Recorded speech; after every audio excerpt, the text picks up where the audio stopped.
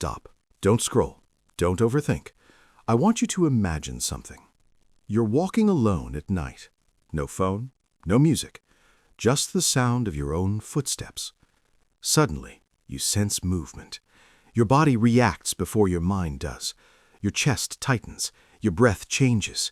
You don't know what it is yet, but you know you don't want it near you. Now, I'm going to name 4 animals: snake, wolf, spider, bull. One of them makes your body recoil just a little more than the others. Not disgust, not curiosity, fear. Lock it in, because what you fear most is not your weakness. It is the instinct you were forced to abandon to survive. Carl Jung warned us about this. He said the unconscious does not speak in words, it speaks in symbols, and fear is one of its loudest languages. You are not afraid of the animal. You are afraid of the part of yourself it represents. Let's dissect it. If you fear the snake does not chase. It waits. It is silent, still watching. If the snake terrifies you, you were taught to fear desire. Snakes represent instinctual intelligence, sexuality, seduction, power that doesn't ask for permission. People who fear snakes often learned early that wanting was dangerous, that craving attention, pleasure, dominance, or intimacy led to punishment, shame, or rejection. So you learn to coil your energy inward, to be polite, to be contained, to be good. But the snake sheds its skin for a reason. What you repressed didn't die. It's waiting. This fear reveals a hunger you've denied for too long, a hunger to want without apologizing, to move toward what you desire instead of negotiating with it. Your task is not to kill the snake, it's to let it move again. If you fear the wolf does not beg, it does not explain, it does not perform, it belongs. If the wolf unsettles you, you fear independence, not loneliness, sovereignty. You were likely conditioned to prioritize harmony over truth, to stay in the group, to not rock the boat, to be agreeable, even when it cost you yourself. The wolf represents instinctual loyalty to the self, boundaries, leaving when respect is gone, choosing exile over humiliation. People who fear wolves often stay too long, in relationships, in jobs, in identities that no longer fit. You call it patience, but it's fear of standing alone. The wolf teaches a brutal lesson. Belonging that costs you your spine is not belonging, it's captivity. Your fear is pointing to a strength you've starved, the ability to walk away without asking to be understood. If you fear the spider doesn't attack. It builds slowly, methodically, in silence. If spiders disturb you, you fear control. Not dominance over others, mastery over systems.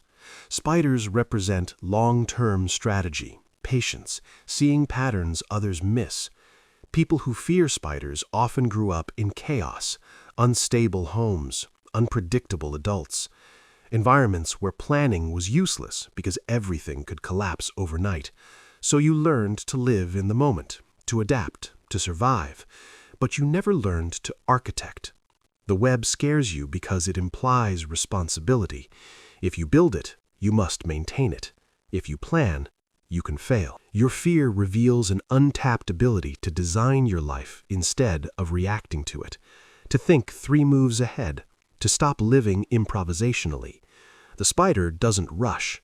It waits for reality to come to it. If you fear the bull does not analyze. It charges. If the bull frightens you, you fear aggression, not violence, assertive force. You were likely taught that anger was dangerous, that raising your voice meant losing love, that standing your ground made you too much. So you became reasonable, flexible, easy to deal with. But the bull represents grounded rage, the power to say no and mean it, to occupy space without justification. People who fear bulls often feel invisible, overlooked, taken for granted. Your fear is not of destruction, it's of what might happen if you stopped holding yourself back. The bull reminds you that pressure builds whether you release it or not, and suppressed force always finds a way out, usually sideways. Here's the truth most people miss. Fear is not the enemy. Fear is a map.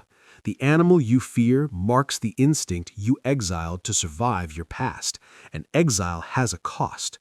A disowned instinct doesn't disappear. It turns into anxiety, depression, resentment, or self-sabotage. Integration is not about becoming reckless. It's about becoming whole. The snake without wisdom is poison, but wisdom without the snake is sterile. The wolf without empathy is isolation, but empathy without the wolf is self-betrayal. The spider without morality is manipulation, but morality without the spider is helplessness. The bull without control is destruction, but control without the bull is submission. You don't need to become the animal. You need to befriend it, because the part of you that scares you is usually the part that would set you free. Sit with that and ask yourself one final question. What instinct have you been calling fear when it was actually power all along?